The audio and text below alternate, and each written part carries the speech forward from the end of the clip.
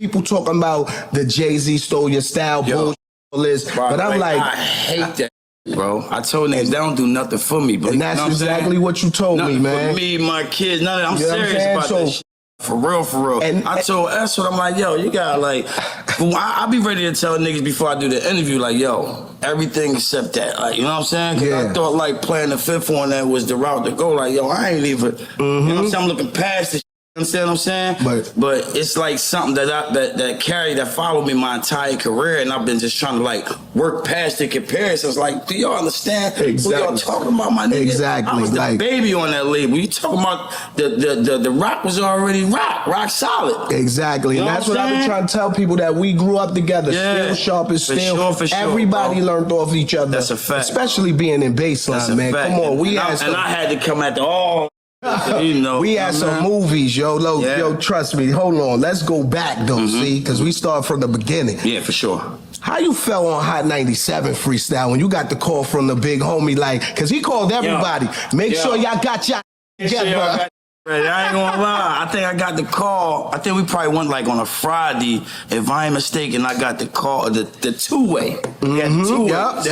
Motorola's. I think Carlene hit us and was like, yo, Jay said, be ready. Friday. Mind you, this is my first time on the radio. Yep. You know what I'm saying? So I'm up that joint trying to edit my own curse words up there and everything. You know what I mean? He only 16. Yeah, and coming at all that pressure, man. I never knew that would be as big as it was till this day. Like, to this day, that helped us make our mark. You know what I'm saying? Yeah, man, that was crazy. Come on, man. Niggas don't know, man. The Guns is one of the only groups to be nominated for a Grammy, you know what I'm saying? Make some noise, you know what I mean? Niggas don't know about that right there, we man. took our moms to the Grammys, you know what I'm saying? I ain't gonna lie, I was a little salt about that. I was hating on the low, you know what I'm saying? Niggas had the envelope and baseline. I was like, hold on, I ain't get one of those envelopes.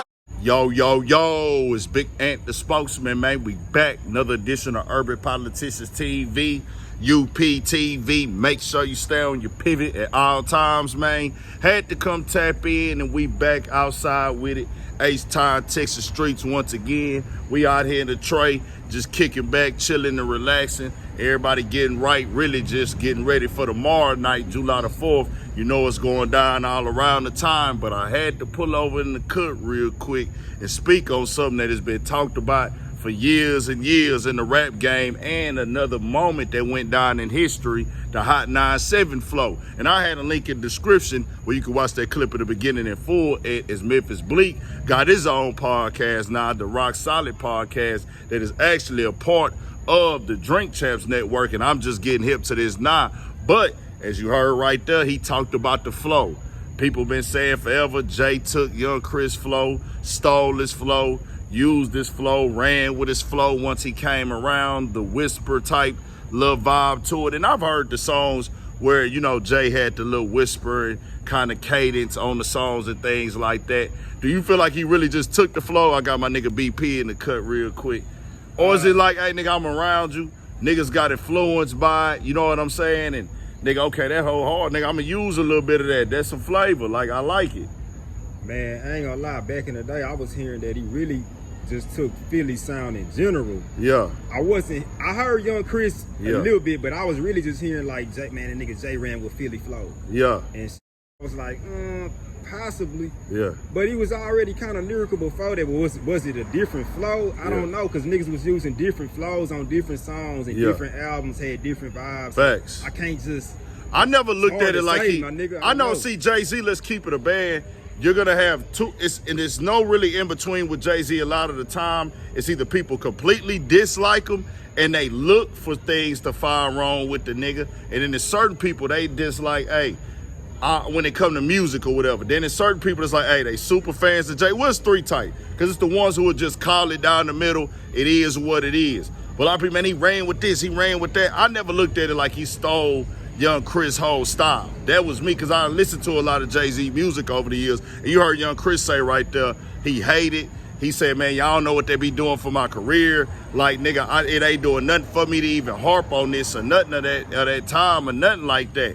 So that's his take on it. Like, hey, bro, I get tired of hearing that. I be almost about to say, nigga, don't ask me about that, because I'm over it, bro. Like, my whole career, everybody just keep telling me, man, Jay took your flow and you got to get these comparisons. And I feel him on that note too, though.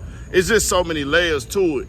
But I know with Jay-Z, bro, we can't sit up here and act like Jay-Z really just had that one flow, like his whole career. And that's what I'm saying. That's what I'm getting at. Like, nigga, he had 100 flow. He switched up the flows a few times. He had different cadences. Nigga, he talked like this. He had different subject matters. Everything always elevated. But I know that, bro, once something gets started and sparked off, people would just keep poking that, like, and it didn't get old and redundant. But at the end of the day, Chris say he ain't even focused on that. He hate the conversation all around. He wanted to put that out there, make that clear. But then when they got to talking about, nigga, the Hot 9-7 moment, that's really historical. If you was a hip-hop nigga, rap nigga at that time, them years when that came out and we got hip to that, bro, all them niggas shined on that, bro. Like, yo, Chris, as Jay was saying, nigga, he's 16. Nigga, he's 16. So I'm like, nigga. Everybody shine. Nigga, Freeway, Beanie, and nigga, whenever Freeway and Beanie Siegel hopped on something together, vice versa, nigga, it was going crazy, nigga. You got to think, What We Do, nigga, was one of the, What We Do, nigga, that was one of the hardest songs. What's that top, hip hop, like top 50, top 25, top 10? What? That What We Do, that's top something, bro. Songs? Yeah, hip hop, greatest hip hop songs of all time. Like, that top 100 at least, my nigga, like. Oh, yeah, for sure, that top 100. That hoe is top 100, I mean, it can be debatable on 50. But it gotta be top 50. You have to put that song in the top 50, bro. Just keep it at 1,000. Even though What We Do, and then even how they presented it to us, the presentation and rollout for it, for that time what Roc-A-Fella had going on, nigga, that impact. Yeah. Dame played his role and put it together. And even with the Hot 9-7, nigga, Jay-Z came there like, I'm the nigga right now. I'm finna stamp these niggas. I'm finna hype these niggas up. I'm gonna be the hype man for they freestyle. I'm ad-libbing these niggas. I'm finna, hey nigga, these niggas got a buzz. I'm gonna get these niggas in a zone. Nigga, we finna pop it throughout the whole session. I'm throwing gasoline on the fire, nigga. He did all that. So it was like, nigga, they had the dream team at that time, bro. Them what? How many years was that? For that? 25. No, I'm talking about how many years was the run that they really had where they was locked in and we seen about 3 to 4? About 3 to 4 years. Do you count the Kanye years as part of that, or how? I say I'm talking about they when had they already kind of started. No, I think they came about 02, 01, 02 to about 04. Okay, so like that mixtape. Yeah. That well, it's not really a mixtape, but the Hot 97, yeah. 97, 2000 or whatever. Yeah. At this time, what you got? You got the Dynasty La Familia out. That was 2000. Exactly. They was after that. Exactly. Freeway, and what you call it was there but for that. I'm just saying, as far as that freestyle is concerned. Yeah. So on the Dynasty, some of them niggas, I don't even think the Young Guns was on. No, that's what I'm saying. So that's what I'm talking about. I'm talking about the Young Guns era because we talking about Chris. So I'm like, they era when they came to Roc-A-Fella. So from the time that they came to Roc-A-Fella and state property. That's what I was getting at. So they came before they was actually presented. Yeah. Get in here. Come get in here. Yeah. Oh, you already in here. Look at that. But man, as far as that, see, trying to. No, what I'm saying was the state property era where they got presented to us. We didn't know that they was running with them before. We didn't have the internet. So I have to say, it was 02, like 03, a year and a half or something like that. 02, 03, and they run probably was what, 3 years? 2 to 3 years? 02 maybe 04? Yeah.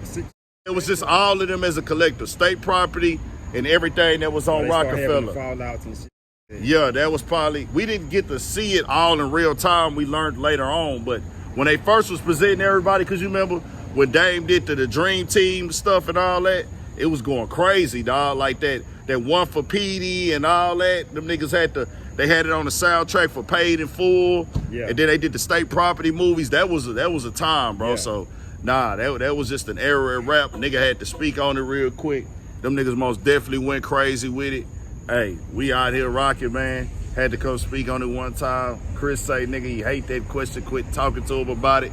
But it was an era, bro. It was majorly impactful, bro. I want to say this. I know why.